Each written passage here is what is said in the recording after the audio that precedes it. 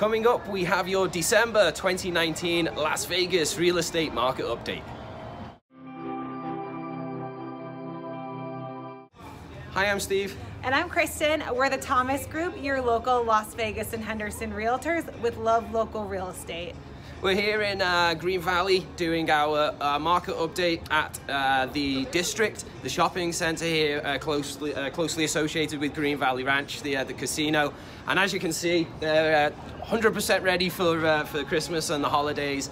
And the whole place is decked out. It's really, really festive. If you're in this area, come and check it out, do some Christmas shopping, and get ready and it's into the festive spirit. Right, yeah, there's a lot of really great Christmas events or holiday events going around the valley. I'm gonna be doing a video on that, so make sure that you check that out as well. We have so many great entertainment options, so make sure you take advantage of that. What's it going to be, like the 25 things to do at Christmas? Top 10. 25 is a bit too much. All right. Well, top 10's good. Yeah, top 10 right. things to do. And hey, before we get into the market update for December, we had a big milestone for our YouTube channel. Yes, we did. We did, actually. We're excited. Yeah, we're excited. We hit, if you get a drum roll, we hit 100 subscribers, which was amazing to us. Like, truly, it is. I mean, there's people out there with tens of thousands, millions of subscribers, but for us, to just know there's 100 people out there that enjoy watching our videos and you know, learning about Las Vegas and real estate and stuff is really, really cool to us. So we just want to say thank you, and if you haven't subscribed, make sure you do it, because we do appreciate you as well. So should we get into the numbers? Let's get into the numbers, for December? All right. So the median sales price for single family homes stayed at $307,000. That was the same that we saw last month. And that's up 4.1% from the same time last year, which is great. Yeah, no dips, you know, at this time of year. You know, historically what you're going to see in some of these numbers that we go through is this time of year takes a dip in all of the different associated areas. Slows down a bit. But having our, you know, our median sales price stay the same is great for me. Yeah. And with the 4% appreciation from the same time since last year. And last year was a strong year as well, right? So we're still doing pretty good. Great. And for units sold, single family homes last month, 2,407 sales. Now that is down 17% from last month, which again, normal for this time of year. It might sound a lot, but it's typical. Yeah, and great thing though, the sales were actually up 5% from the same time last year. So we're really seeing, we mentioned this last month, we had a slow start to the beginning of the year. We lagged a little bit behind, but we're having a really strong fourth quarter. Yeah, 100%. Yeah, I think it's surprised a few people actually, how strong we have finished. Right. Okay, we had 2,652 new listings taken for single family homes. Now this is the one thing that is really starting to be different from previous years. It's really slowing down. It's down 25% from last month, again normal, but it's down 17.7% from the same time last year. So yeah, we're seeing fewer new listings being taken. Yeah, fewer new listings, less people moving, more people moving in. So there's you know, there's less inventory to pick from. Right. Yeah. Exactly. Now availability. We had 6,531 single-family homes available.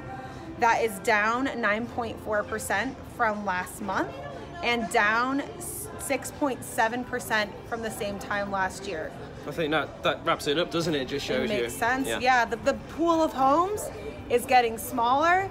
There's more people dipping into that pool, so there's less available in the pool for people to pick from. Yeah. Right? Yeah. And that also makes sense then with months of availability. We saw 2.7 months of availability for single family homes.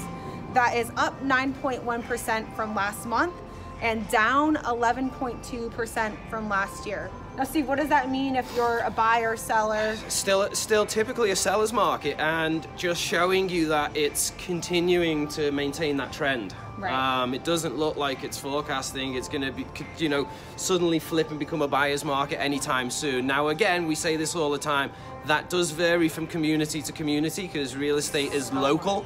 So, you know, always check in the communities that you're shopping or selling in to check, you know, whether it favors a buyer or seller. But in the whole, The Vegas community, still very, very much a seller's market. Right. And on that note, obviously you can tell I'm the one that loves numbers. If you are wondering what's in your local community, I have a way that I can map out just your neighborhood, your area, and give you this full report just on that area. So make sure you reach out to us if you're interested in doing that. Yeah, absolutely. Okay, let's get into the condo and townhome numbers. Now, condo and townhome median sales price was $175,000. That's up 2.2% from last month and up 6.1% from last year. So condos and townhomes saw a lot of appreciation. Mm-hmm. Yeah, yeah. Well, you know, was it appreciation, or was it the fact that maybe these newer communities that have been built now, the average sales price of those is higher, right? And that's actually pushing everything else up. Well, this is only on resales, but I think what you're getting at, okay, yeah. Yeah, I think what you're getting at, we're kind of going to see in some of the other numbers. So number of units sold was 539. Now that's down 19.8% from last month and down 4.6% from last year. Now I think this is kind of what you were saying, like why are sales down but prices going up? Yeah, yeah. Exactly, that's the tie-in. We're seeing a lot of new condo and townhome developments throughout the valley, so people are having a lot more options and choice. Now for new listings, there was 701 new condo and townhome listings last month. That's down 17.3% from last month and down 5.3% from the same time last year. Very typical again, you know. Same sort of trend with the single families. Right, right. Yeah, exactly. Same trend as the single families. Now availability, there were 1,711 units available last month, and that is down 5.4% from the previous month and up 6.6% from the previous year. So this is where we're seeing condo and townhomes differ from single family homes, because there's actually more condo and townhomes available. I think, like you mentioned, because we're seeing a lot of the new builds, and but with single family homes, there's less availability. And talking about new home sales, what was that report that you were telling me about? Yeah, so a report just came out, and new home sales throughout the valley are seeing a really strong fourth quarter as well. Again, exceeding expectations, just like we're seeing here in the resale market. So, and I saw as well, they're expecting a strong 2022. So it's just something interesting to keep in mind, because obviously, while the resale market and new homes aren't tied, you know, they're definitely linked.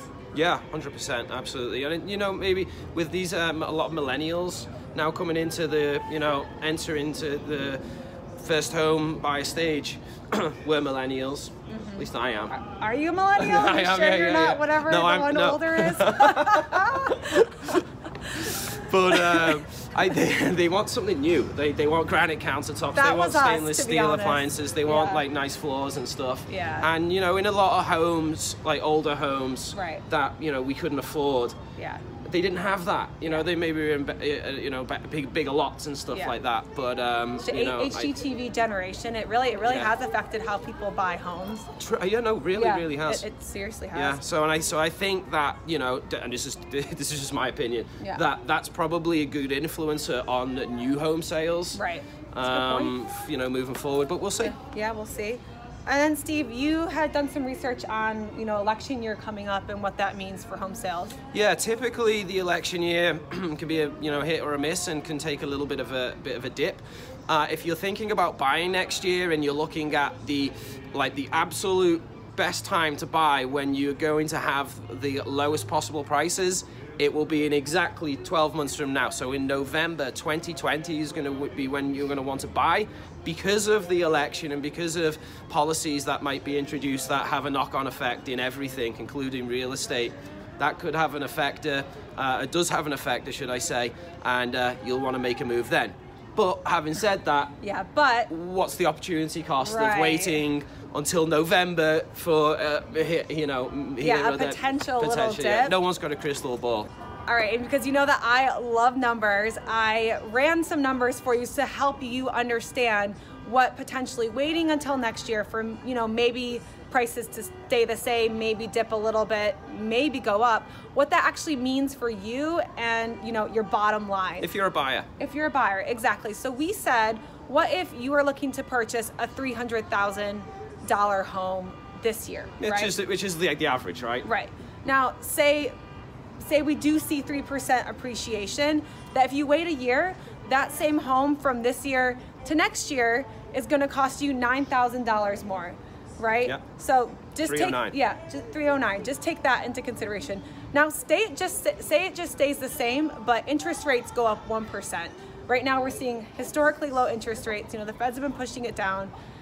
Now is a great time to buy for that reason, and let's show you why. So if you buy a $300,000 house right now at a 3.75% interest rate, over the course of the loan, you'll be paying $500,168 for the total cost of the property. For the total cost of the property, exactly, over the 30 years. Now, if you wait until next year, interest rates go up just 1%. That same home over the total year is going to cost you $563,378. That's $63,000 more dollars over the course of the loan. Now, is that worth trying to play around and wait for, you know, a little 1%, 3% dip in home prices? I don't know. Now, that's like a big number, big over 30 years. You know, what does that mean actually for your monthly payment?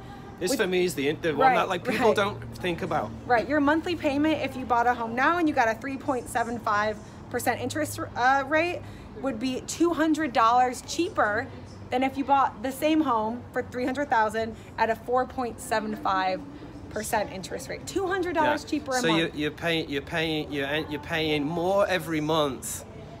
For the same house. $200 a month. I thought that really put it into perspective. Absolutely. Yeah, for me too. So yeah, if you're thinking about making any moves, real estate moves next year, 2020, by all means reach out. If you have any questions, we'd love to help. Feel free to comment on our page, subscribe if you haven't. You can reach out to us via our website, thethomasgrouplv.com. And yeah, we'll look forward to seeing you on one of our next videos. Happy holidays, and we'll see you in 2020. Bye-bye.